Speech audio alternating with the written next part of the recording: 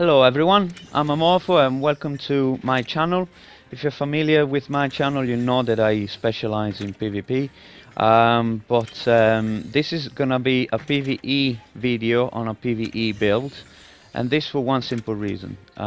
If you do PvP in the Elder Scrolls Online, I'm sure you probably realize that you need to do some PvE in order to acquire specific gear. You're gonna have to do trials, and particularly you're gonna have to do VMA, which is the hardest solo content in the game. Now, the build that I'm going to present you is not a build that's gonna break any DPS records, but that is going to help you to finish Veteran Maelstrom Arena and get the Veteran Maelstrom weapons that you need.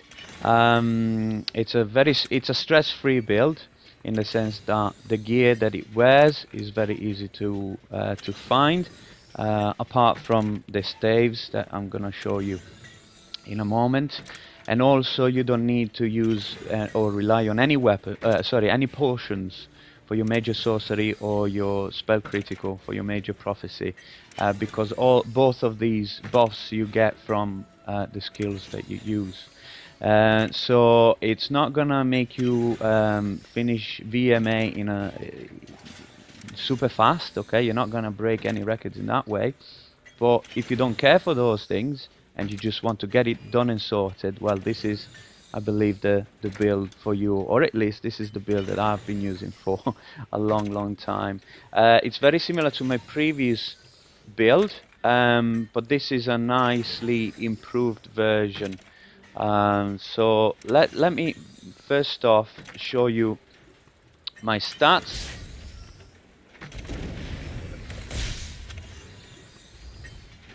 Okay, just over 4k spell damage with 44k, just over 44k Magicka pool, and this is going to pump out so much damage. When it comes to Magicka recovery, base Magicka recovery is almost 1400, but when I use my shield and a normal pot, it goes up to just over 1600. Spell critical almost 50%, and yeah, and this is basically the raw stats. I'm a vampire. Okay, you don't have to be a vampire since you're susceptible to fire, and in VMA there are a couple of levels that are very much fire intensive. I'm a high elf, and I have as boon the apprentice to boost my spell damage. Now here you've got different options. If you wanted to increase your spell penetration, you want to go with the lover. Now the lover pumps out more damage than the apprentice, but when it comes to VMA, trash mobs have 8k spell resistance. Most bosses have about 12k spell resistance, and the last boss, as well as another one, I can't remember which, they have up to 18k spell resistance. Now, with the current setup, I reach just over 8k spell penetration, which is okay for all trash mobs. If you want to go for more penetration, you will be over penetrating when it comes to trash mobs, but it will be nice for the bosses. So this is up to you. If you, on the other hand, increase your spell damage, you will be doing more damage to everyone without over penetrating anything. So this is entirely up to you. This is what I prefer. For VMA, you might want to turn to lover to help you out to help yourself out when you're killing bosses. Maybe put them down a bit faster. This is a nice alternative. If you're using this build in trials as well, I would stick to the apprentice, because there will probably be someone else in your group that is going to give you extra, you and your group, extra spell penetration. So this is what I'm using. For food, I use the Witch Mother's Potent Brew. And for potions, I actually use the normal Magicka potions that you get off mobs, the normal ones. You can use tri-stats if you want, but it's not fundamental. Now, when it comes to my skills, I've got on my front bar Power Surge for Major Sorcery, Inner Light for increasing my max Magicka and giving me Major Prophecy, increasing my spell critical. Then I've got Bound Aegis. Okay, this one simply because it increases my max Magicka by 8%, which is a ton.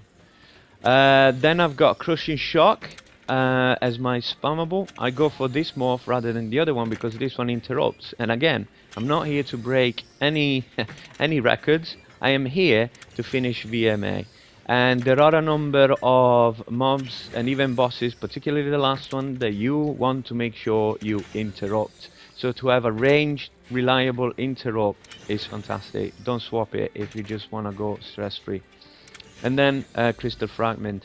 On my ultimate, on my front bar, got Ice Comet, increases my max Magicka, and single target, it does a far greater DPS than Fiery Rage. For AoE, you want to use Fiery Rage. For single target, you want to use Ice Comet. On my back bar, I've got Empowered Ward. I go for this morph, because when you've got 44k Magicka pool, your shield is gonna be super high. I mean, look at that, 19k. Not so I don't need to go for the other morph for a big shield. You could go for a bigger shield, but it would only last 6 seconds rather than 10, which enables you, this morph enables you to pump out more damage without having to recast your shield as much. And not only that, it gives you 10% bonus to your Magicka recovery. Then again, Inner Light and Bound Aegis, Blockade of Fire, Liquid Lightning, and Fiery Rage. Now, if you wanted to add more skills and kind of make your rotation a bit more complex, you could get rid of Bound Aegis, although you would lose 8% of your max Magicka, and put other skills in. Like on your back bar, you could put Haunting Curse. Where is it? Sorry, Daedric Prey. You could put it on your back bar, or Haunting Curse. Sorry, this is the old. This is the other. Yeah, this is the other morph. You want to put Haunting Curse there, and then on your front bar, you can either put a finisher, Endless Fury, or what you can do, you can put Haunting Curse on your front bar, and then on your back bar you can put Elemental Drain, which will give you another 5280 penetration, and you will also get Magicka Steel to help you with sustain. So it's entirely up to you. I just keep it nice and simple with this particular setup.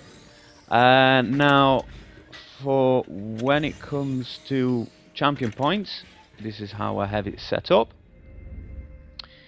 I've got 7 into Warlord, 3 into Sprinter, 43 into Mooncalf to help me with my stamina recovery, which is kind of important in some levels.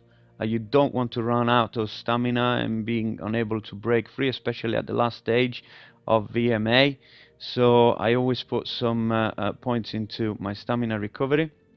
75 into Awakeness, 56 into Tenacity to replenish my Magicka with heavy attacks on trash mobs. 23 into Tumbling, because every now and again you'll do that. Then 23 into Shadow Ward, because every now and again you're gonna block. Then I've got 37 points into Alphaborn, 43 into Elemental Expert, 38 into Spell Erosion, 37 into Master at Arms, 75 into Thaumaturge, because you want to unlock the Exploiter passive that gives you 10% damage bonus on your off-balance enemies, which you cause in the way that I'm going to show you in a moment. 40 into Ironclad, 28 into Thick-Skinned, 3 into Light Armor Focus, 43 into Hardy, 43 into Elemental Defender, 72 into Bastion, 1 into Expert Defender, and that's about it. Now, when it comes to my gear, and I will explain how the build works, I start off with the Asylum Lightning Staff on my front bar.